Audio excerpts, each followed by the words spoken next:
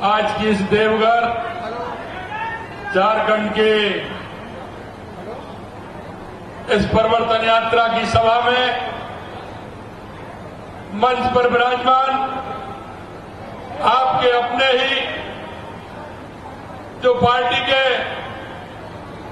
अध्यक्ष भी रहे हैं और एक संगठन के कार्यकर्ता के रूप में काम किया, राज्यसभा के सांसद मेरे मित्र भाई दीपक प्रकाश जी, आपके लोकप्रिय विधायक जो हमेशा आपके हर कार्य के लिए साथ रहते हैं, ऐसे सम्मानीय नारायण दास जी, आपके गोड्डा के विधायक माननीय अमित मंडल जी, आपके पार्टी के जिला अध्यक्ष सचिन रवानी जी, प्रदेश कार्य समिति के सदस्य संजीव जजवाड़े जी, प्रदेश कार्य समिति की सदस्य श्रीमती रीता चौरसिया जी, प्रदेश कार्य समिति के अध्यक्ष दिवाकर गुप्ता जी, विशाखा सिंह जी, नवल राय जी, कन्हैया झा जी, जिले के उपाध्यक्ष राजीव रंजन सिंह जी, जिला उपाध्यक्ष श्रीमती प्रज्ञा झा जी, अधीर रंजन भैया जी, संतोष उपाध्याय जी, महामंत्री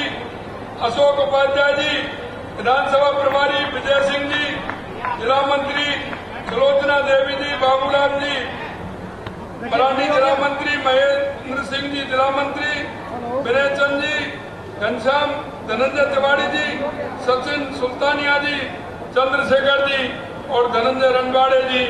सबसे पहले तो मैं मंचासीन और हमारे सभी नेतागण और इस कार्यक्रम में आए मेरे पूज्य बुजुर्गों, नौजवान दोस्तों और इतनी बड़ी संख्या में आई मेरी माता बहनों, सबसे पहले तो मैं आप सभी का वंदन करता हूं, अभिनंदन करता हूं, आप सभी को नमन करता हूं।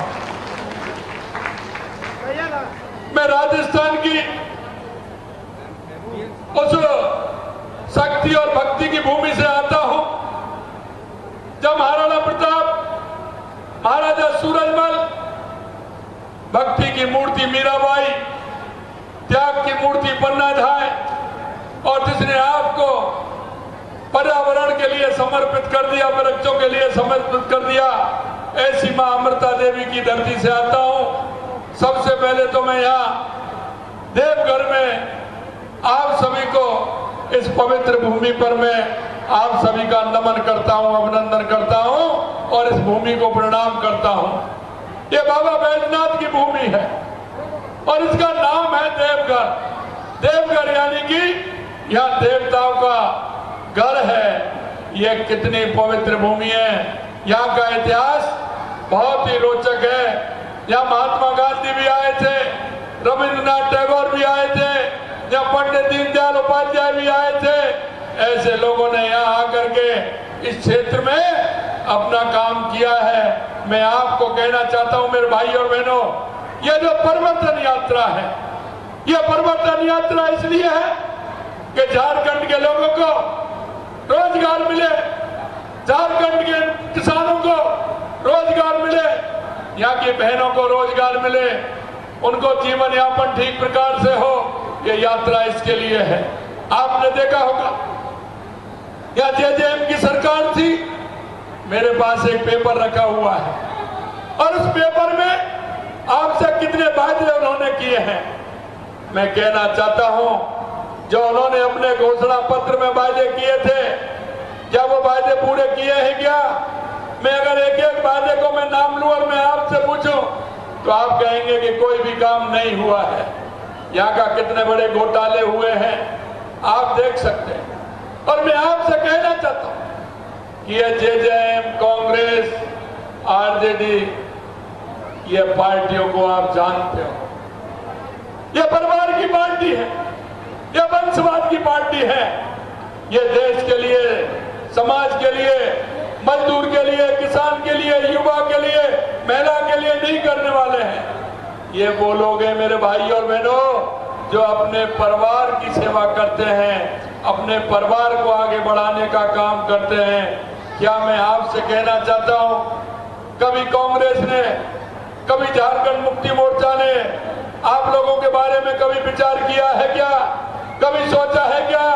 और मैं आपसे एक बात कहना चाहता हूं जो मेरे भाइयों ने कही है, मैं आपसे कहना चाहता हूं अब से पहले जेएमएम का घोषणा पत्र जो उन्होंने दिया है पिछली बार, उसको जरा आप पढ़ लेना, आपके समझ में आ जाएगी कि उन्होंने घोषणा पत्र में क्या कहा है और क्या करके उन्होंने दिखाया है। यही मैं कांग्रेस के घोषणा पत्र के बारे में आपसे चर्चा करना चाहता हूं। अब उस कांग्रेस के घोषणा पत्र को भी देख लीजिए कि कभी कांग्रेस ने उस घोषणा पत्र पर काम किया है क्या। मैं आपसे यही कहना चाहता हूं, जब चुनाव आते हैं ये लूट और झूठ की कहानी करते हैं, ये लूट और झूठ के अलावा कुछ नहीं करते। और जब चुनाव आते हैं तो यहाँ हमारे मजदूर, हमारे किसान, हमारे उन भाइयों को, एसटी के जो हमारे भाई हैं, आदिवासी भाई हैं, उनको बहकाने के लिए नई रणनीति बना करके आपके बीच में आते हैं, आपको सच बाग दिखाते हैं, हमेशा नए वादे करते हैं, लेकिन इन्होंने आज तक कुछ नहीं किया। मैं आपको याद दिलाना चाहता हूं, अगर आप देखेंगे तो 2014 से पहले देश की स्थिति क्या थी, आए दिन किस तरह की घटनाएं होती थी। आतंकवाद और नक्सलवाद से पूरा देश परेशान था कि नहीं था? बताइए, परेशान था कि नहीं था 2014 से पहले? अरे पूरा देश परेशान था ना आतंकवाद और नक्सलवाद से कि नहीं था? लेकिन आज आपको कहीं नजर आता है क्या? अरे आज कहीं नजर आता है क्या? मैं आपसे कहना चाहता हूं मेरे भाई और बहनों, अगर गरीब कल्याण की योजनाएं इस देश के अंदर और झारखंड प्रदेश के अंदर लागू की तो देश के यशस्वी प्रधानमंत्री नरेंद्र मोदी जी ने की, नरेंद्र मोदी जी ने की। अगर सच में गरीब का हित चाहा तो देश के यशस्वी प्रधानमंत्री नरेंद्र मोदी जी ने चाहा। किसान का हित की बात की तो देश के यशस्वी प्रधानमंत्री नरेंद्र मोदी जी ने कही। मैं जरा आपको और पीछे ले जाना चाहता हूं, क्योंकि मुझे पता है झारखंड जैसा प्रदेश है। मैं आपसे कहना चाहता हूं, बारिश का समय होता था, आपके लोग बारिशों में अगर जाते थे तो दूसरे गांव में रुकना पड़ता था, एक गांव से दूसरे गांव में बारिश में जाया नहीं जाता था। अगर कहीं गांव तक सड़क पहुंचाने का काम किया तो देश के यशस्वी प्रधानमंत्री नरेंद्र मोदी जी ने किया। यही नहीं, अगर सड़क पहुंचाने का काम किया तो हमारे पूर्व प्रधानमंत्री भारत रत्न अटल बिहारी वाजपेयी जी ने किया, जो उन्होंने प्रधानमंत्री ग्राम सड़क योजना के माध्यम से हमारे गांव को जोड़ने का काम किया। अब एक एक बात देख लीजिए, क्या किसान को सम्मान निधि देने का काम आज से पहले जेजेएम या कांग्रेस या कोई पार्टी ने किया था क्या? अरे किसी ने किया था? किसान सम्मान निधि किसी को मिलती थी क्या? अगर ये काम किया तो किसने किया? ये काम किया तो किसने किया? देश के यशस्वी प्रधानमंत्री नरेंद्र मोदी जी ने किया, नरेंद्र मोदी जी ने किया। भाइयों बहनों, मैं आपसे एक ही बात कहना चाहता हूं कि जब चुनाव आते हैं ये पार्टियां झूठे वादे करके आती हैं, झूठी बात करके आती हैं और ये जनता को बरगलाने का काम करती हैं। मुझे पता है कि यहाँ के आदिवासी लोगों ने आजादी की लड़ाई के लिए किस तरह से काम किया था, आजादी की लड़ाई के लिए झारखंड के लोगों ने किस तरह से लड़ाई लड़ी थी। मैं आपसे यही कहना चाहता हूं कि जिस तरह से आजादी की लड़ाई के लिए आपके हमारे पूर्वजों ने जो लड़ाइयां लड़ी थी, और वो इसलिए कि आने वाली संतति, आने वाली हमारी सत्ता ठीक प्रकार से रह पाए, उसको सारी चीजें मिल पाए और वो अपनी मर्जी से कोई काम कर सके, इसलिए उन्होंने अपना जीवन त्याग करके आपके जीवन की चिंता की थी, आपके जीवन की चिंता की थी। लेकिन कांग्रेस पार्टी ने जिस तरह का पूरे देश के अंदर तुष्टीकरण और भ्रष्टाचार के आधार पर इस देश को और प्रदेश को चलाने का काम किया, तो कांग्रेस ने किया। और कांग्रेस और जेजेएम अब एक दूसरे के बड़े प्यारे हो रहे हैं, क्योंकि दोनों भ्रष्टाचारी हैं। उन्होंने जनता के साथ धोखा किया है और वो जनता को बरगलाते हुए भ्रष्टाचार करना चाहते हैं। मैं आपसे कहना चाहता हूं, हमारी भारतीय जनता पार्टी साधारण रूप से संगठन में काम करता था। हमारे सब साथी संगठन में काम करते हैं। हमारे यहाँ जो काम करता है हर व्यक्ति, हर समाज, हमारा जो आदमी होता है कार्यकर्ता के रूप में काम करता है, उसको मौका मिलता है। हमारे यहाँ ना तो परिवारवाद है, ना वंशवाद है, ना जातिवाद है। ये वो पार्टियां हैं जो अपने घर को भरने का काम करती है। और जैसा अभी अमित जी बता रहे थे, आप होंगे, आपकी पत्नी होगी, पत्नी नहीं होगी तो बेटा होगा, बेटा नहीं होगा तो बेटे की बहू होगी। अरे उससे वो निकल ही नहीं रहे। ये क्या स्थिति हो रही है झारखंड की। मैं आपसे कहना चाहता हूं मेरे भाई और बहनों, क्योंकि हम सबको सोचना पड़ेगा, हम सबको विचार करना होगा कि ऐसे राजनीतिक दल जो सिर्फ अपने परिवार की सोचते हैं, अपने घर की सोचते हैं, ऐसे लोगों को जवाब देना होगा। जिनके अंदर भ्रष्टाचार की कितनी कमाई उन्होंने की है, आम जन के पैसे को पानी की तरह बहाने का काम किया है। आपको विश्वास नहीं होता, इनके घोषणा पत्र को देख लेना और घोषणा पत्र से मिलान कर लेना कि कितना काम इन्होंने किया है। अरे घोषणा पत्र नहीं, भारतीय जनता पार्टी का संकल्प पत्र होता है। और संकल्प पत्र वो होता है जो मोदी जी ने 2014 में कहा, वो 19 तक करके बताया, 19 तक करके बताया था। और जो 2019 में कहा, वो 2023 तक करके बताया। और अब 2024 में कहा है, आने वाले समय में उसे भी करके बताएंगे। ये मैं आपको विश्वास दिलाना चाहता हूं। हमारे राजस्थान में भी 9 महीने पहले कांग्रेस की सरकार थी, उनका भी घोषणा पत्र आया था। उन्होंने भी लूट और झूठ की दुकान खोल रखी थी। हमारे किसान और मजदूर के बेटे को पेपर देते थे, पेपर लीक हो जाते थे, लेकिन उन युवाओं को उन्होंने आंसू के अलावा कुछ नहीं दिया। लेकिन मैं कहना चाहता हूं आपसे भाई और बहनों, आप राजस्थान के हमारे मारवाड़ी भाई रहते हैं, आपके बीच में मिल जाएंगे, पूछ लेना, नहीं तो आपके मिलने वाले होंगे, उनको पूछ लेना। हमारी सरकार को 9 महीने हुए हैं। हमारा संकल्प पत्र हमने 50% 9 महीने में पूरा करके दिया है। 50% 9 महीने में पूरा करके दिया है। ये भारतीय जनता पार्टी के कार्यकर्ता की दृढ़ इच्छा शक्ति होती है। और क्योंकि हम जनता के बीच में जाते हैं, पंडित दीनदयाल उपाध्याय के अंत्योदय को लेकर के जाते हैं, जो अंतिम पंक्ति में जो व्यक्ति खड़ा है, हम उसको गरीब को गणेश मान करके उसकी सेवा करते हैं। मैं आपसे कहना चाहता हूं मेरे भाई और बहनों, आप अपने बारे में भी सोचिए, आने वाले उन युवाओं के बारे में सोचिए जो युवा पढ़ता है और वो आस लगा करके बैठा है कि मेरे को भी एक दिन इस श्रेणी में आना है, मेरे को भी आगे बढ़ना है, मेरे को भी सरकारी नौकरी करनी है, मेरे को भी अच्छा रोजगार लेना है। मैं आपसे कहना चाहता हूं, उन ऐसे नौजवानों की चिंता करिए, नौजवानों की चिंता। अगर नौजवानों की कोई चिंता करने वाला है तो सिर्फ एक ही आदमी है और उसका नाम है नरेंद्र मोदी। नरेंद्र मोदी, नरेंद्र मोदी। मैं आपसे कहना था, क्योंकि जब बाजार के अंदर आप जाते हैं, कोई भी सामान लाते हैं, आप बड़ा देख करके लाते हैं उसको। अरे आप 5 साल के लिए अपनी सरकार बनाने जा रहे हैं, क्या आप इस बात सोच करके विचार करके वोट नहीं करेंगे?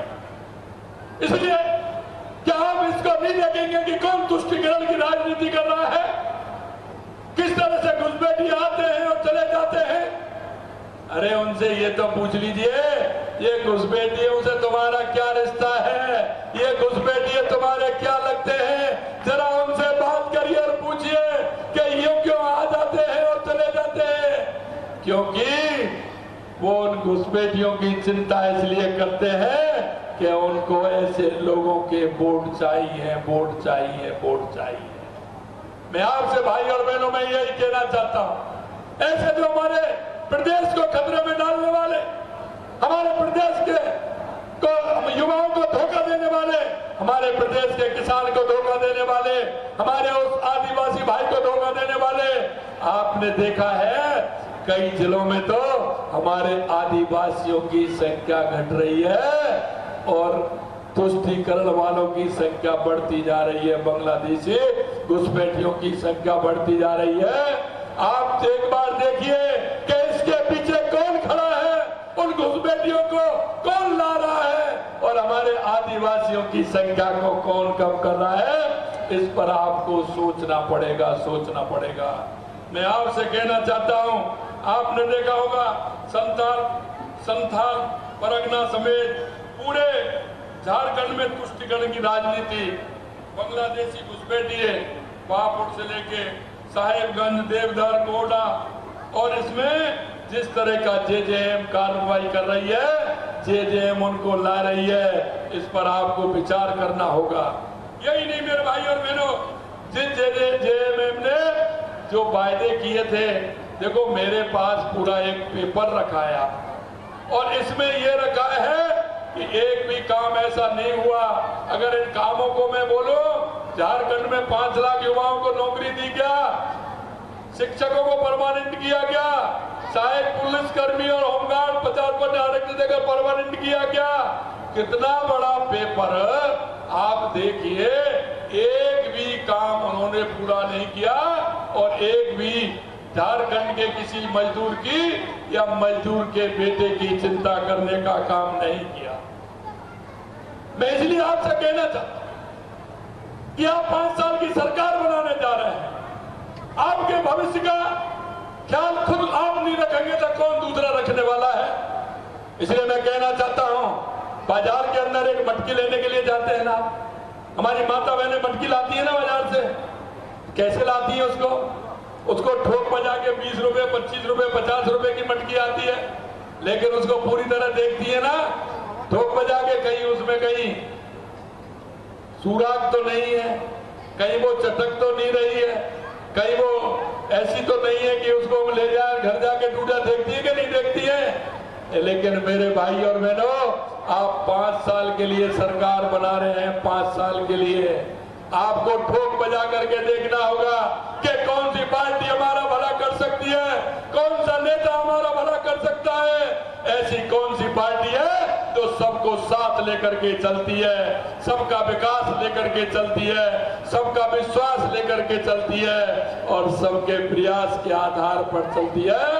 तो वो सिर्फ एक ही पार्टी है, उसका नाम है भारतीय जनता पार्टी। भारतीय जनता पार्टी और उसका नेता है देश के नहीं दुनिया के सबसे प्रमुख नेता अगर कोई है तो वो है नरेंद्र मोदी जी, क्योंकि उन्होंने गरीब कल्याण की योजनाओं से लेकर विकास की योजनाओं से लेकर के आतंकवाद और नक्सलवाद को खत्म करने से लेकर के दुनिया में भारत का स्वाभिमान और सम्मान बढ़ाने का काम किया, तो देश के यशस्वी प्रधानमंत्री नरेंद्र मोदी जी ने किया। नरेंद्र मोदी, मैं आपसे यही कहना चाहता हूं और मैं राजस्थान के उस कॉर्नर से आया हूं जहां पाकिस्तान का बॉर्डर लगता है। मैं आपसे यही निवेदन करने के लिए आया हूं, राजस्थान के अंदर 9 महीने पहले कांग्रेस की सरकार थी। अरे घोटालेबाज ये कहीं नहीं मानते हैं, जहां रहते हैं घोटाले करते हैं। कांग्रेस और जेजेएम का जोड़ा है, जेएमएम का। ये क्यों घोटाले करने वाले हैं और तीसरे और आ जुड़े, इसमें तो तीसरे और जुड़ गए ना। बिहार में सबसे घोटालेबाज वो भी आपके यहां जुड़ गए। ऐसे घोटालेबाजों को करारा जवाब दीजिए। आने वाले चुनाव में भारतीय जनता पार्टी को चुनिए, भारतीय जनता पार्टी को चुनिए। ये मैं आपसे निवेदन करने के लिए आया हूं। अंत में मैं आपसे इतना ही कहना चाहता हूं कि आप सभी को, जो हमारे नेताओं ने जो बातें कही, आपको जो विश्वास दिलाया है, क्योंकि भारतीय जनता पार्टी वो पार्टी है जो कहती है वो करती है और करती है वही कहती है। और यही हमारे देश के यशस्वी प्रधानमंत्री नरेंद्र मोदी जी है, जो कहते हैं वही करते हैं और करते हैं वही कहते हैं। आप सभी लोग एक बार मेरे साथ क्योंकि आपने जिस तरह का मान और सम्मान किया उसके लिए तुम्हें धन्यवाद देना चाहता हूं। और एक साथ इतनी बड़ी संख्या में आप सभी लोगों के, क्योंकि ये देवघर है और देवघर देवताओं का घर होता है और देवताओं के घर के इतने लोगों के दर्शन मेरे को एक साथ हुए, निश्चित रूप से मैं बहुत धन्य हुआ हूं। एक साथ आप सभी लोगों के दर्शन पाकर मैं अंत में आप सभी को बहुत बहुत धन्यवाद भी देता हूं। और एक बार कहना चाहता हूं कि अपने दोनों हाथ उठाइए, दोनों हाथ उठाइए पीछे तक, सभी दोनों हाथ उठाइए। अरे पंजा बंद कर दीजिए, इस पंजे ने तो किया है गंजा देश को। वो हनुमान जी की मुष्टिका बांधिए, हनुमान जी की मुष्टिका बांधिए जोर से और बोलिए भारत माता की, भारत माता की, भारत माता की। जय जय श्री राम, जय जय श्री राम, जय जय श्री राम। हर हर महादेव, हर हर महादेव, हर हर महादेव। बहुत बहुत धन्यवाद। जय हिंद, जय भारत, जय झारखंड, जय राजस्थान।